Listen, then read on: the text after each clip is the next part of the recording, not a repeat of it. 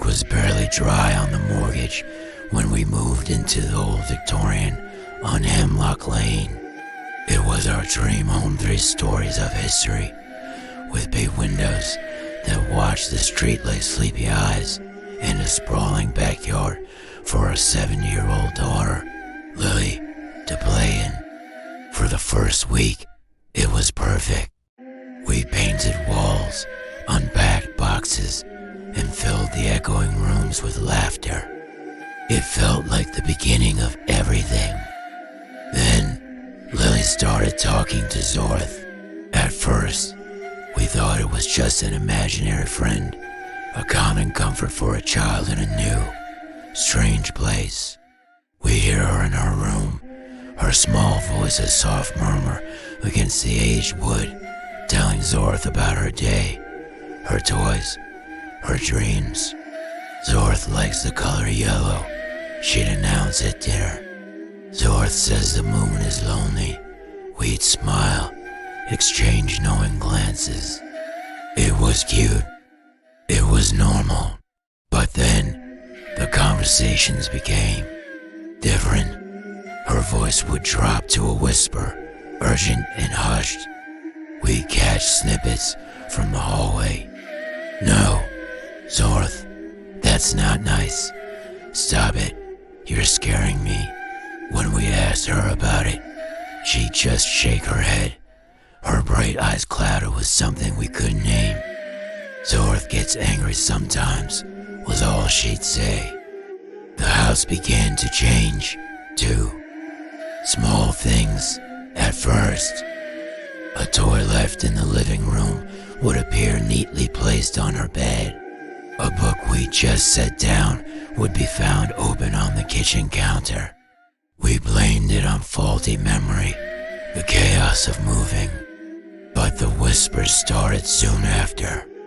Faint, sibilant sounds that slithered from the dark corners of the house, always just on the edge of hearing. They sounded like 1,000 dry leaves skittering across pavement, forming words we couldn't quite understand. At night, we'd lie in bed, straining our ears, telling ourselves it was just the old house settling. But a house doesn't settle with your name. One night, a blood-curdling scream tore through the silence. We bolted from our bed and raced to Lily's room. She was sitting bolt upright, pointing a trembling finger at the corner of her room, her face pale as bone. "He's there," she shrieked. "Zorth is there." We looked, but saw nothing but shadows cast by the moonlight. I hugged her tight, my own heart hammering against my ribs. "It was just a nightmare, sweetie," I soothed, but the air in the room was glacial, heavy with a presence that felt ancient and malevolent. The incidents escalated. Doors would slam shut in empty hallways. The lights would flicker and die, plunging us into suffocating darkness. We started seeing it, a tall, spindly silhouette that would flit across doorways or stand motionless at the end of a long hall, dissolving into nothingness the moment we focused on it. It had no features, just an unnerving, elongated shape that seemed to drink the light around it. Desperate, we contacted a local historian, a woman who specialized in the town's folklore. We met her in a dusty library, the scent of old paper a strange comfort. We told her everything about Lily, the whispers, the shadow. Her face grew grave. She told us about the land the house was built on.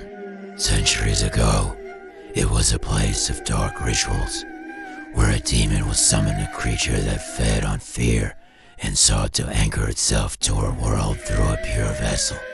She spoke its name, and a chill ran down my spine. Zorth.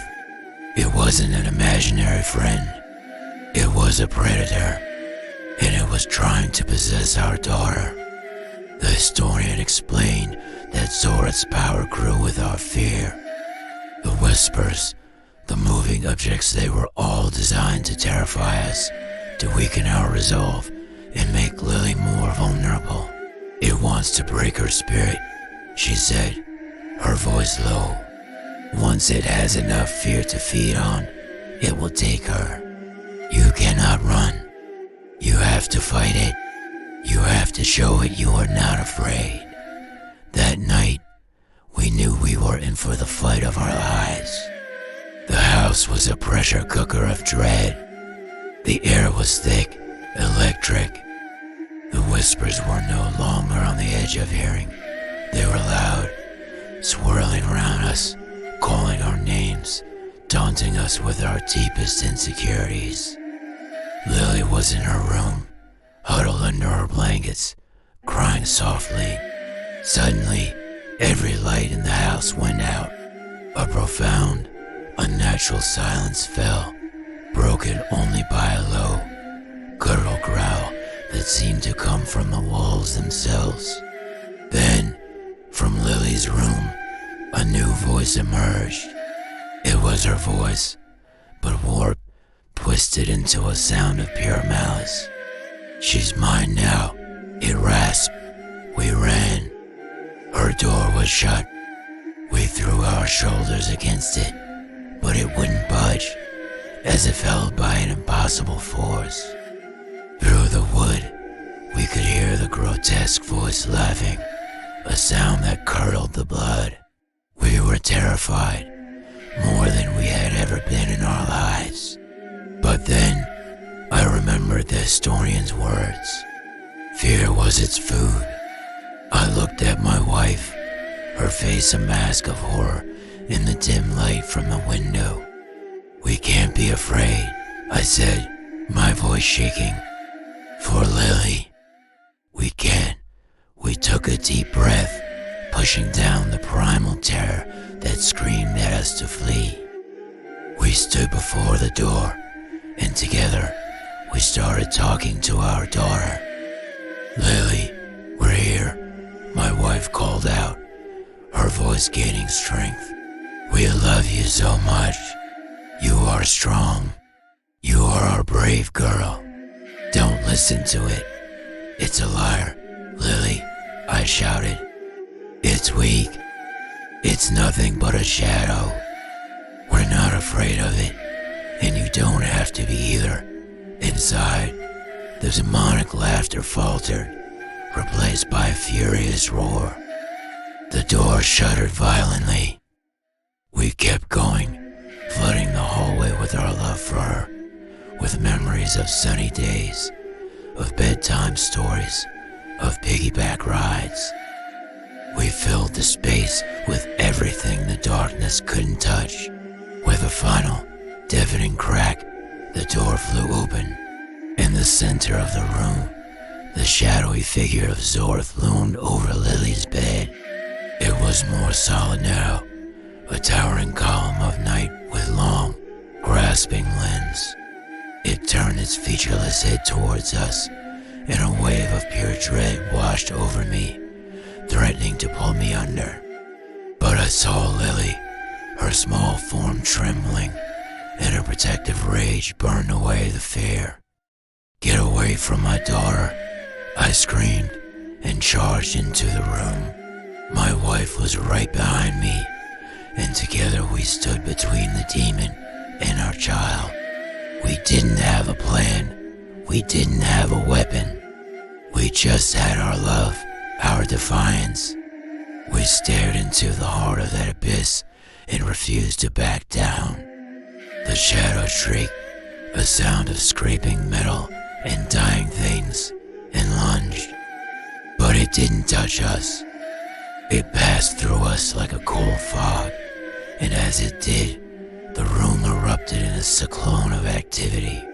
Objects flew from shelves, the bed lifted off the floor, and a vortex of wind and whispers tried to tear us apart. We held our ground, shielding Lily, shouting our love for her over the demonic chaos. Then, a small voice cut through the noise. "Go away." It was Lily. She was sitting up, her eyes eyes blazing with a child's pure, righteous anger. You can't have me. I'm not afraid of you. As she spoke, the shadow recoiled as if struck. It writhed, its form destabilizing, flickering like a dying flame. It let out one last, agonized scream that echoed not in our ears, but in our minds, and then it simply dissolved, imploding into nothingness. Silence. The room was a wreck, but the oppressive cold was gone. The air was clean. Lily looked at us, tears streaming down her face, and we rushed to her, holding her in an embrace that was part relief, part triumph. We sold the house on Hemlock Lane the following month. We never told the new owners why. Sometimes, even now, in our new, bright, and utterly normal home, a flicker of movement in the corner of my eye will make my heart stop. And late at night, when the house is quiet, I can still hear a faint echo, a dry, rustling whisper, hungry and patient, waiting just on the other side of silence. We've won the battle, but I know, deep in my soul, that the war with shadows is never truly over. Zorith is gone from our lives, but I fear it's still out there, searching for another door and another child to whisper to in the dark.